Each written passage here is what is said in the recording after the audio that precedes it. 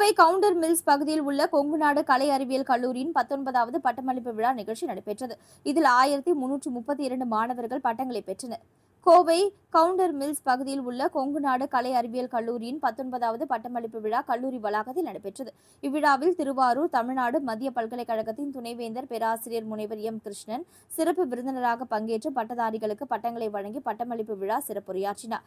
அப்பொழுது அவர் கூறியதாவது, ஒவ்வொருவரும் உயர்கல்வி பயின்று பட்டம் பெறுவதற்கு முதல் காரணம் அவர்களது பெற்றோர்கள் என்றும், பெற்றோர்கள் தங்களது உறக்கம், மகிழ்ச்சி ஆகியவற்றை தியாகம் செய்து தங்களது பிள்ளைகளை முன்னேற செய்கின்றனர் என்றும், அத்தகைய பெற்றோர்களை தெய்வமாக கருதி வணங்க வேண்டும் என்றும் குறிப்பிட்டார். உயர்கல்வி என்பது அதனை படித்து முடித்தவரின் குடும்பத்தை பாதுகாப்பதற்கு மட்டுமல்லாமல் அது சமுதாயத்தை காப்பதற்கானது என்பதை பட்டதாரிகள் உணர வேண்டும் என்றார். உயர்கல்வியில் செய்யப்படும் ஆராய்ச்சியின் விளைவுகளை புதிய கண்டுபிடிப்புகள் நாட்டின் கடைக்கோடியில் உள்ள குடிமகன் வரை சென்று சேரும் என்பதுதான் அந்த உயர்கல்வி முழுமையான பயனை தருவதாக அமையும் என்றும், கடின உழைப்பு, தனித்திறன், ஒழுக்கம், நேர்மை ஆகிய நற்பண்புகள் தான் ஒருவரை முன்னேற்றும் என்றும் பட்டதாரிகளிடம் குறிப்பிட்டார். மேலும் கல்லூரியின் செயலர் மற்றும் இயக்குநர் டாக்டர் சி.ஏ. வாசுகி தலைமையுரையாற்றினார்.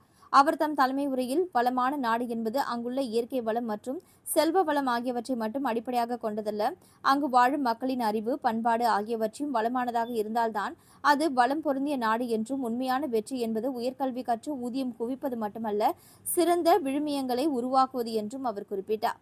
பட்டமளிப்பு விழா நிகழ்வை கல்லூரியின் முதல்வர் முனைவர் சங்கீதா தொடங்கி வைத்தார். இப்பட்டமளிப்பு விழாவில் இடைநிலை மற்றும் முதுநிலை தேர்வுகளில் தரவரிசை பெற்ற பட்டதாரிகளுக்கு முதலில் பட்டங்கள் வழங்கப்பட்டன.